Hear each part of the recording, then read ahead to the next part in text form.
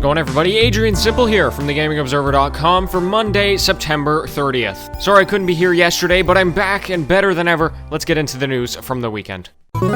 Valve has just put together some more compatibility with remote play. If you don't know, Steam has built-in support for streaming, which allows you to process the game through your PC and then, send it to a TV or a phone or a tablet. Well, they noticed that the games that were getting the most playtimes on phones were the ones that had default touch controls that didn't need to be configured by the player. So what they did was they looked at the 100 most common remote play games, and they optimized them for automatic touch controls. This includes changing the button layout if the gameplay changes, and making certain buttons larger depending on what is used the most. So there you go, if you want to play something like Stardew Valley through Steam while you lay in bed, this gives you a way to do it, but it's also optimized.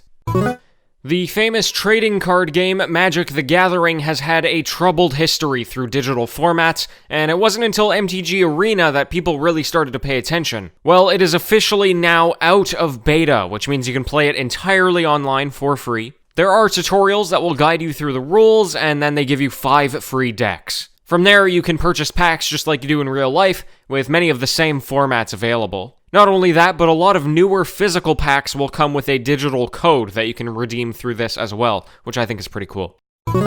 2 games are getting major updates soon. The first is Apex Legends, which is going to enter its 3rd season with a brand new map called World's Edge. It has an aesthetic of fire versus ice, and it will arrive alongside a new character next week. Also getting some new content is Minecraft, announcing the Nether update during this week's Minecon. Obviously, this will expand the things that can be done in the underworld with 2 new biomes and a mob called the Piglin. FIFA 20 came out last week, and not to a welcome fanbase. It turns out that the career mode for the game had a lot of issues, so much so that #FixCareerMode was trending on Twitter. I think the general feeling is that as the focus turns to the online multiplayer, where they obviously make all of their money, attention has been taken away from the free single player. This year, there were a lot of bugs and outdated issues, so the community really isn't happy. In response, EA Sports made this super lengthy FAQ that was surprisingly open about their plans and feelings towards a lot of the issues.